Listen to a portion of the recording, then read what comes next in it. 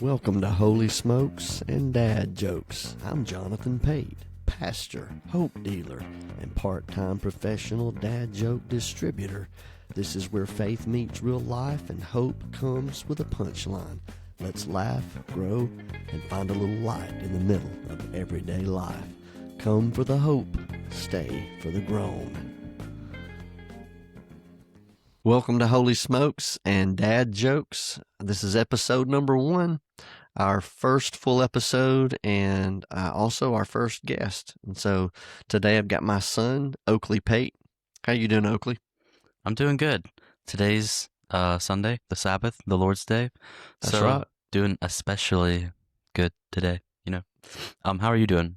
Doing good. I'm looking forward to this episode. So you know the ground rules, right? Yep. What are they? A dad joke is necessary. A dad joke is mandatory. It is required. And so seeing that you're my son, you should have an unending supply of incredible dad jokes. So don't know if I'd say incredible. Well, I mean, I would, but maybe you would. So anyway, the bar is high. So let's see what you got. Okay. So this is a computer science one. Oh.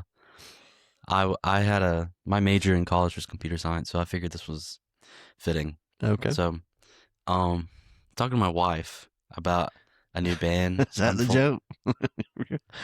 Oh, I'm sorry. I thought your wife. Let me start over. Okay. So now it's just part of the joke. Okay, I got you. That's not the actual punchline though. So I was talking to my wife about a new band I'm forming called 1023 Megabytes. Okay. And we're very close to getting our first gig. A gig. I got it. But she didn't understand, so I kept trying to explain it to her over and over again. I don't think she ever got it, so I guess it's still processing. It's still processing. I hear you. Well, I guess if it was supposed to be a bad dad joke, you did pretty good, because that was rough. I thought that was good. That was better than some of yours. Well, it might be. I mean, I don't know what that says about either one of us. So, anyway, I got some questions for you. Okay. What is it like growing up as a pastor's kid? Well, that is a good question.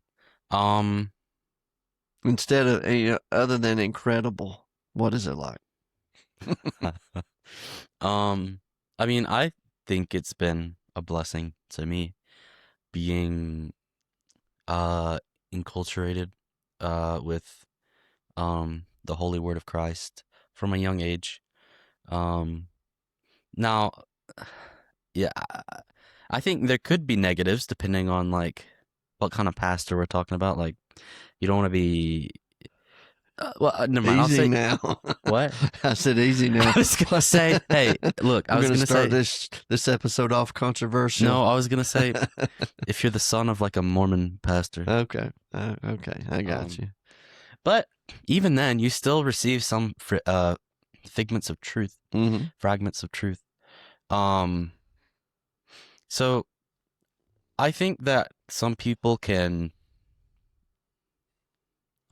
maybe not utilize what they've been given in the best way, and their flesh gets the better of them, and maybe they rebel against right reason. But in my experience, I think growing up in a Christian community has been good for the forming of my conscience, and for the forming of my faith. And it's it's the reason that I am where I am today. That's my honest opinion. So although maybe I have my own opinions on good. I have my own opinions on some things. But I haven't noticed. The fundamentals are there, I think. Okay. And it's a lot better than being born in the home of like some heathens or something. I got you. So Oakley definitely has his own opinions. There's no doubt about it. We named him Oakley, and some people call him Oak Tree, and he's definitely that. So the stereotypes about pastors' kids, not true. I mean, some people, it can be true. Yeah. I mean, I'm not even certain that it's tied to people like to think that the stricter the parents are, the more rebellious the kids will be. I don't know if that's entirely true. I think it depends on the, I guess, attitude of the kids, the disposition of the kids. But I think, yeah, I don't think there's like a formula for it. Yeah. But I think we can rely on the, Holy Writ tells us in Proverbs that raise up a child in the way that they should go, and they will not depart from it. So I think this is general advice that we can rely on. And so if the word is properly preached to the kids, I think that as a general rule, should also be baptized, that we can rely on the word to not return void, as the word also says. Okay, I got you. Good deal. I've got 2 wonderful kids. Were we strict? One more than the other. One more than the other. Were we strict, do you think? Not really. I mean, so in comparison to the parents, like who might be more secular or worldly, yeah. But I don't think the stricture was a bad thing. I think it protected. I mean, at least from my experience, it protected me from a lot of things that I think are harmful to the soul and the body. So I think, I mean, I'm very thankful for the way that I was raised. It could have been a lot worse. Yeah, well, good deal. Do you think we've got any chance of getting your sister on the podcast? Yeah, when she comes back home, maybe. No, you just have to make it more. I don't know. You're gonna struggle to get her to get your dad joke, but my daughter Serenity is a freshman in college, so we don't see her a whole lot, but I don't know. Maybe we can get her on the podcast. We'll see. All right, Oakley, what are you most interested in? Like hobbies, books? What are you interested in? For hobbies, play a lot of video games. I don't think that's uncommon nowadays. What kind of video games? Well, what kind may be more uncommon. I don't like. I play some games that are popular with my friends. Like everyone knows Fortnite. It's fun with friends, I think. Mm-hmm. But my personal favorite video games, I mean, I grew up with Minecraft, but I really like games that are in depth and complex, but even if it requires a compromise on like graphical fidelity, just because like for instance, I'm playing a genre of game called roguelikes right now, which are incredibly how should I say, there's not much graphics. In fact, a lot of them are literally ASCII characters, like, so it's only letters on the screen. Okay. But because the graphics are not prioritized, it allows them to create very intricate and in-depth systems that are able to be. Did you say ASCII? No, before that I got stuck. Roguelike? Graphic infidelity, is that what you said? Graphical fidelity. Graphical. Not graphic infidelity. No, that's what I thought. Graphical fidelity. Saying that again, graphical fidelity. Say that. Graphical fidelity. Fidelity is in the like the beauty or the quality of it. So I told y'all on our introductory podcast that I was born in Blue Mountain, Alabama. Oakley, I think Oakley was born in Weaver. I didn't know Weaver was that much higher education, I guess. Where did you learn your vocabulary, you think? I don't know. Probably it was probably Mom's doing. She made me read a lot. What he's trying to say, Mom, is yeah, Mom did grow up in Sachs. I didn't say that. I learned it from her directly. No. I do remember Mom making you guys read in the summer. Like even if the school didn't give you stuff, she would give you assignments. Not Serenity as much. But she made me, well, even when I was younger, she made me read. But I also had an interest in like dinosaurs, so I read books related to that, which I think probably actually increased my vocabulary on stuff like that, because I had to learn about different epochs of history. I don't know, but yeah, I had to write essays. No doubt, you're a reader, and you got a really good vocabulary. So that was just one hobby. I know. What else you got? I'm sorry, what else you got? I When you said graphical fidelity, I lost track. I okay, so forgot what kind of jumping off of podcast video we were games. doing. Okay, jumping off of video games. There are other things I like to read. Like specifically, my more like intellectual interest is related to theology. Okay. And that is what I spend.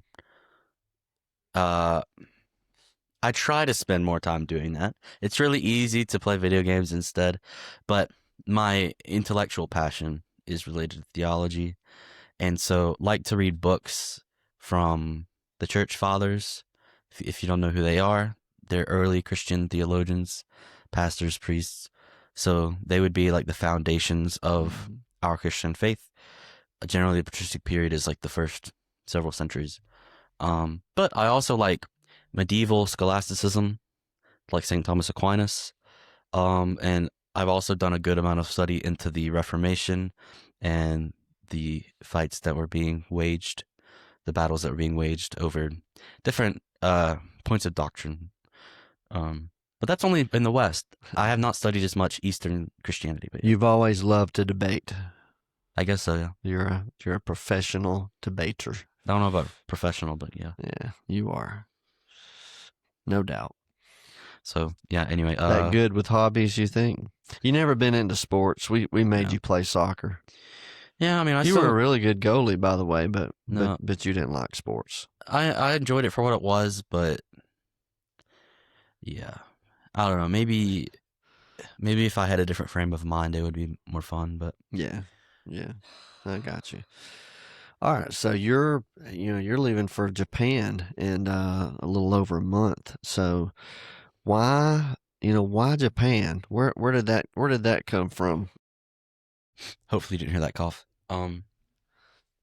Yeah, so this is a story that I feel like I could spend time on, and also that I could go through quickly. So I'm gonna try to do in the middle. I think probably the earliest, how should I say it, like thing that influenced me, or the earliest stimulus, was Sister Tinsley, I believe. Oh yeah, from the church. Um, She was a Japanese lady that met an American in the Korean War, and they got married and lived out in Weaver, Alabama for, I think they were married for like 50 years. So sweet, dear lady. And she used to sit right there with us, and Oakley would sit beside her.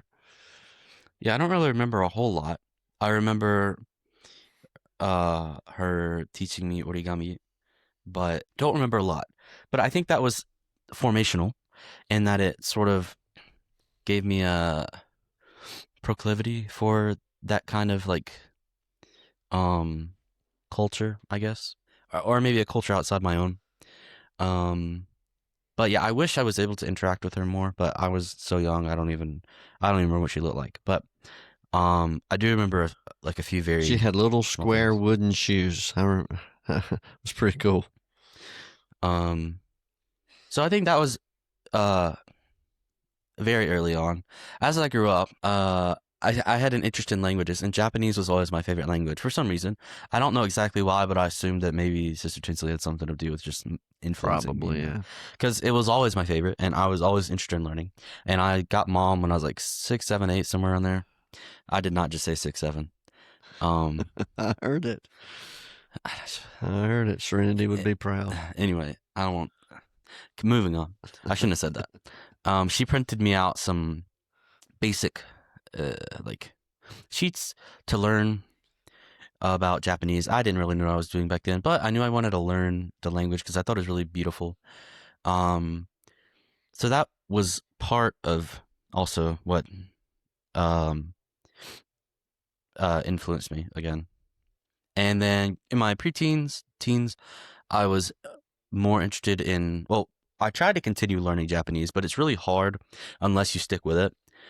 It's not something you can do in a short amount of time. Even if you devote a tremendous amount of effort in a very short amount of time, you're not going to get very far.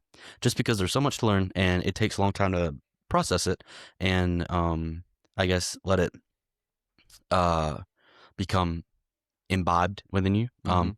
And so even in my preteens, I studied some Japanese, but I didn't get very far.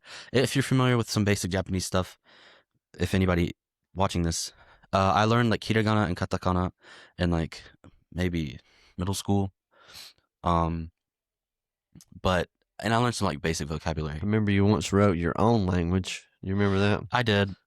Yeah. That was interesting. Yeah, there were several times where I tried to make my own language. Part of that was because like I said, I was interested in languages. Didn't really know how to get very far in like Japanese or even anything else. Yeah. So I just made my own for fun. So when do you think you got like serious? Hey, I'm gonna go to Japan. That would have been college. Yeah. Because after, was it like freshman year? Because I went in 2026. I went 2023 was my first trip. Right. So when did I graduate high school? Like 2021 or 2? You should be asking your mother that. I don't know. Somewhere there. I distinctly remember a phone call that you made to me, and you'd obviously been impressed by the Holy Spirit concerning Japan, and wanting to go there, feeling like the Lord was leading you there. And so we started making phone calls and looking for opportunities, and you finally got one. So you went and spent a couple weeks there. Tell me about that. Yeah. So that was when I went to stay with Mr. Russell and Miss Sandra Board. Really good people. Yes, they were very kind and gracious to me. And they'd been there for a really long time. I want to say like 30 or 40 years, maybe even longer than that. Yeah, I had a blast. Like I was already, funnily enough, even like a year before that trip, I had never even considered going to Japan. But then as I considered it, that was the same time I'd become interested in like ministry of some sort and theology. So that's when my faith was starting to develop right as I got out of high school. And so that coincided with my eventual desire to go to Japan and perform ministry there. And so stayed there for 2 weeks, and I was able to visit some churches.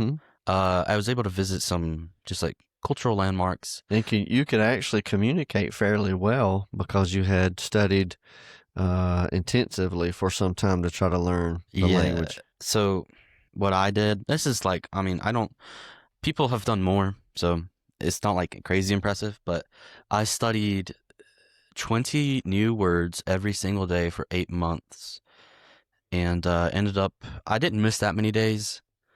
It wasn't exactly 8 months. I don't remember how many days I missed, but I ended up somewhere between like 4,000 or 5,000, maybe even more than that, words. I don't remember exactly. That is crazy impressive to normal people.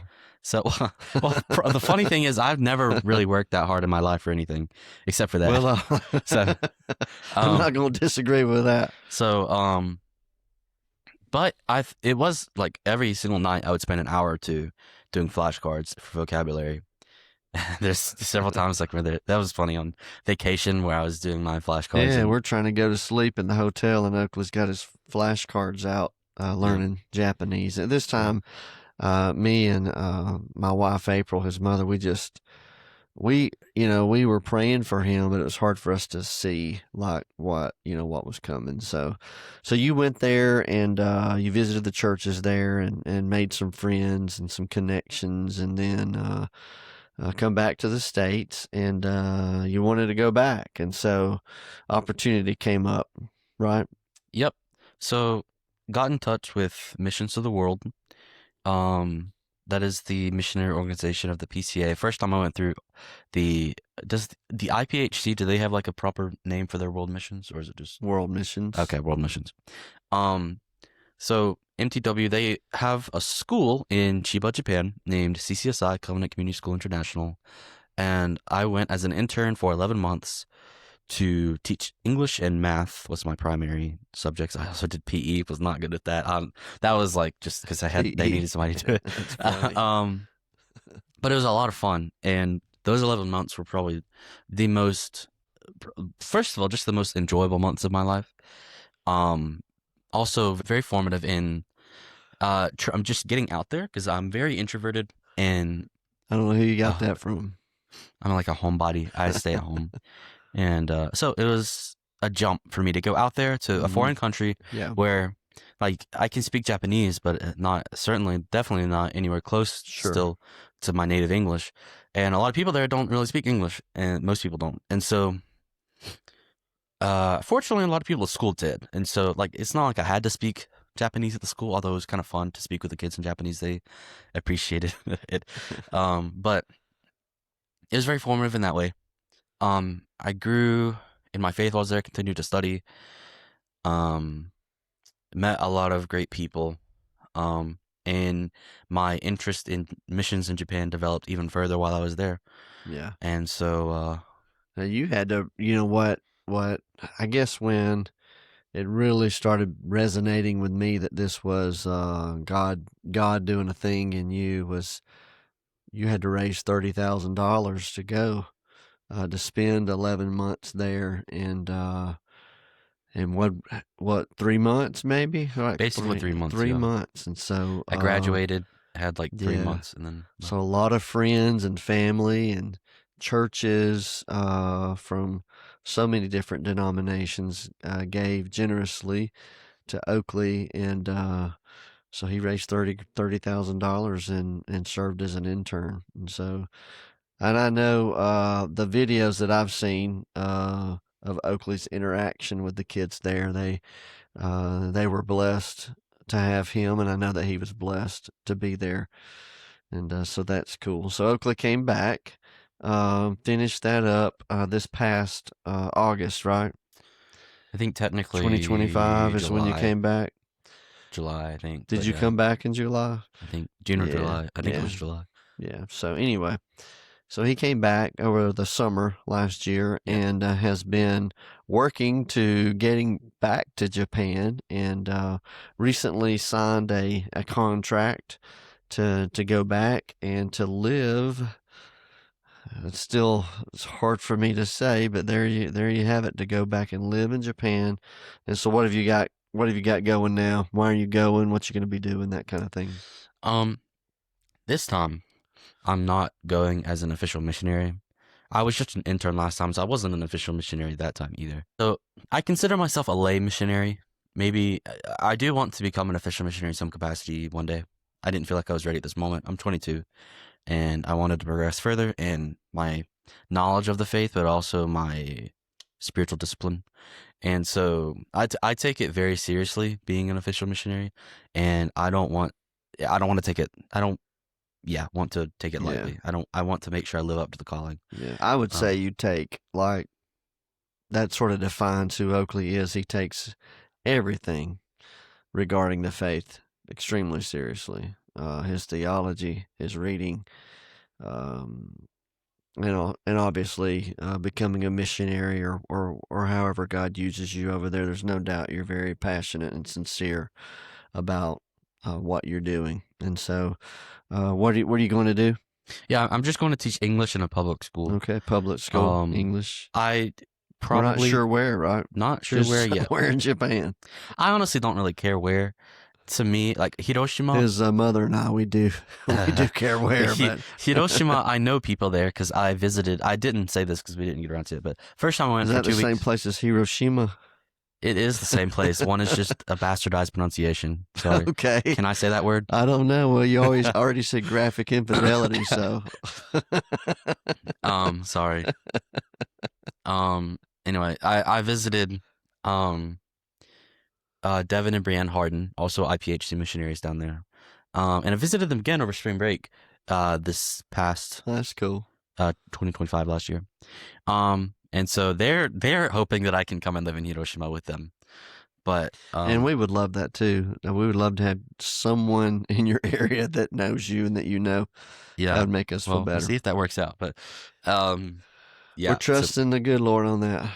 um but yeah, that was also fun visiting them. Good. But yeah, so I'll be making money, maybe not a ton of money, which is fun.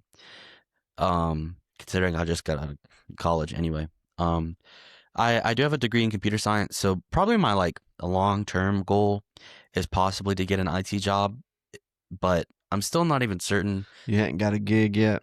Nope. But I have fallen over the course of my time in college getting my degree. I became less and less interested in computer science. I originally did computer science just because it was the only thing that was like remotely interesting to me. And yeah, so I don't even know if I want to do computer science in the long term. I did really enjoy teaching English at CCSI. And so I was like, maybe I'll just go back and do that again. And once I'm back in the country, then I'll have some more opportunities possible if I decide that I don't want to teach English anymore after like a few years. Yeah. So, but I'm just taking it as we go now. Cool. I still just want to get back in the country to continue my cultural learning, especially language. I still have a ways to go on language. It's one of the hardest languages to learn as an English speaker. So it just takes a lot of time, takes a lot of practice, takes a lot of discipline, takes a lot of just being in the presence of Japanese language. So getting back in the country makes it a lot easier because it's everywhere. You hear it all the time, get to speak it. I don't get to speak to anybody Japanese here, unfortunately. So Well, I mean, you could. We just won't know what you're saying. yeah, it won't be helpful because anyway. You know, I've been doing good. I've been tempted this whole podcast to say your name Don't do it. with a Japanese accent. I've been doing good. I'm trying to Don't ruin it. I'm trying to behave. I'm holding it. I'm holding it in. It's it's there. So I'm just saying. I can't promise we make it all the way, but I'm trying. by the way, my name in Japanese is Oakley. Right now I say it.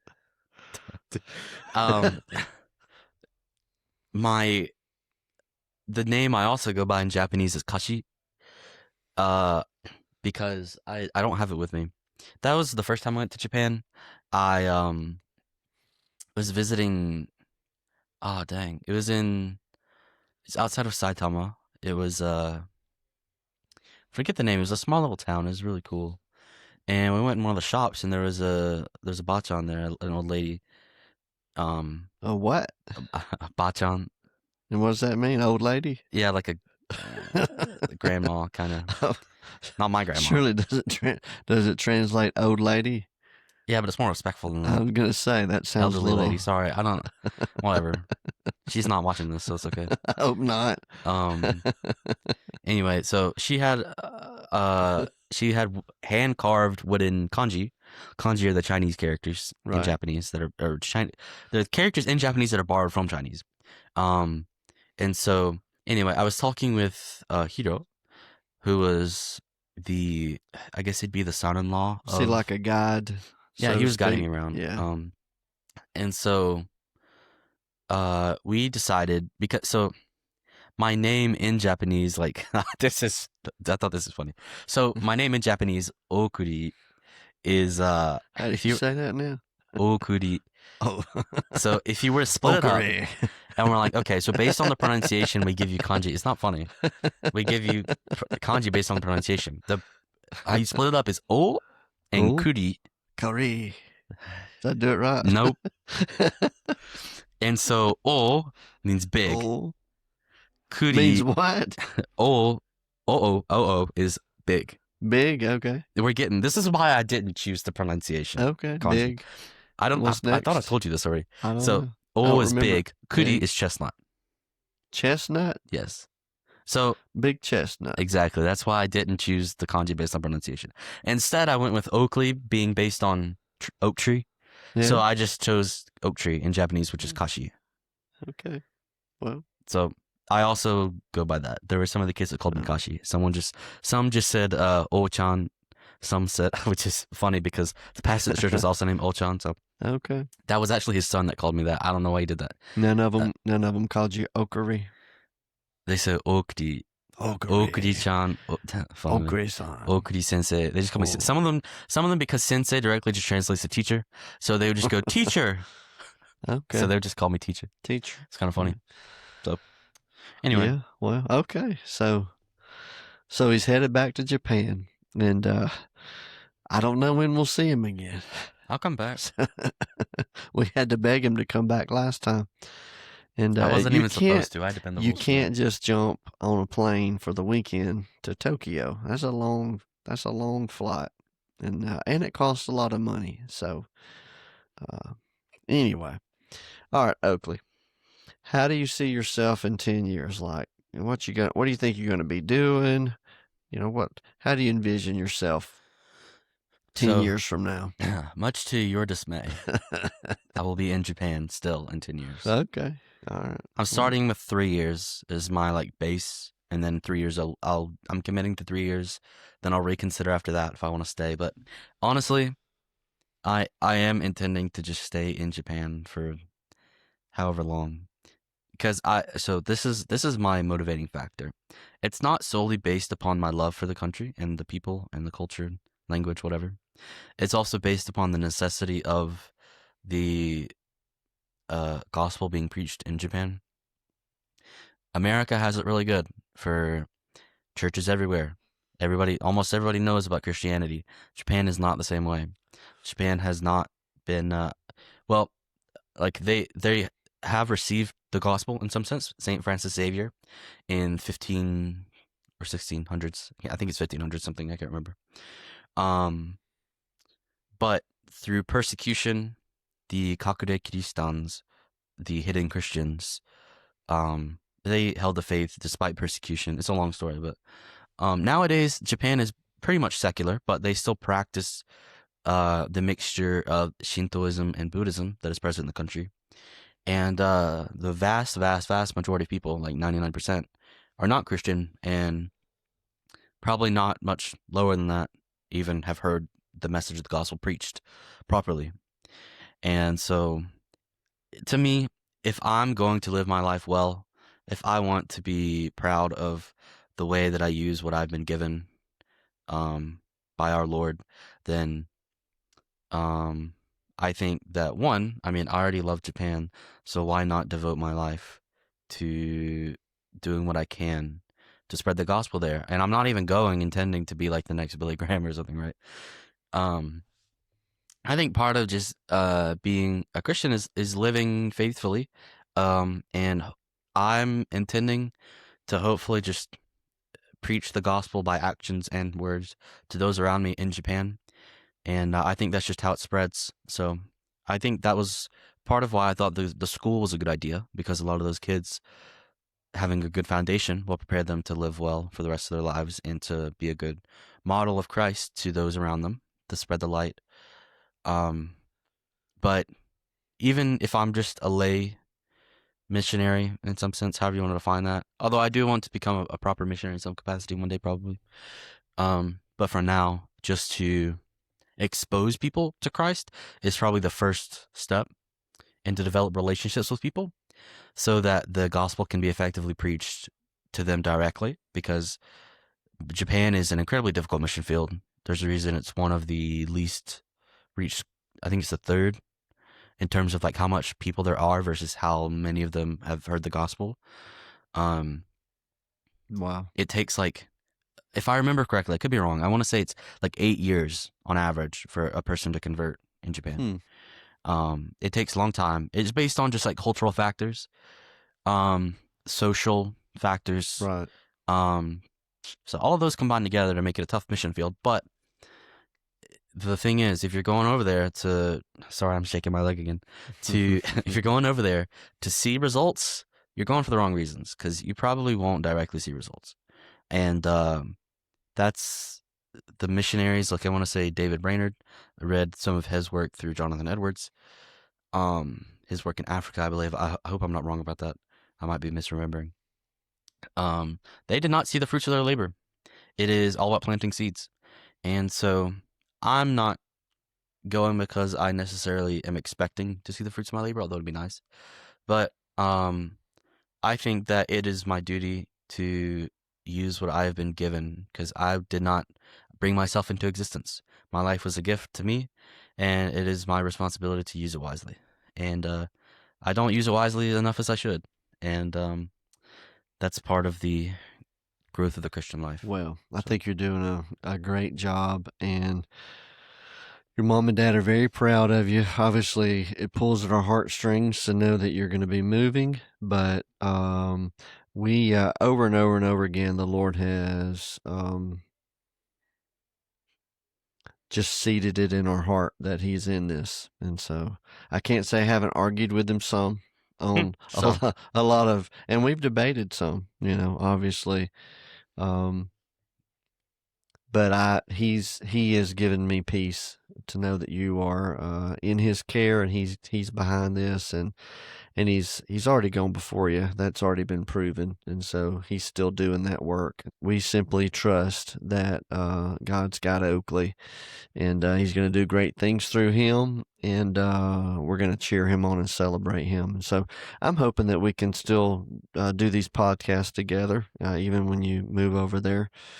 Be a good way for us to connect, and people can hear from you. And so this has been quite the pleasure, Oakley. And like I said in our introductory podcast, be patient with us. We're still trying to figure out the audio and video, and who knows how this turned out until we actually stop the recording. Yeah. But we're practicing, if anything. And when I put my mind to something, I usually do figure it out. And so that will be the case with this. And but this has been very enjoyable for me. And Oakley, thank you for joining us. And thank you for having me on. Absolutely. And so I'm looking forward to our next podcast. I'm gonna have my wife April on, and we're going to talk about a lot of different topics. And so right now she's recovering, like I just recently recovered from the crud, and so she's getting over it now. And so we look forward to being on our next episode. So make sure that you share our podcast on social media and wherever you find it. Give us some good reviews and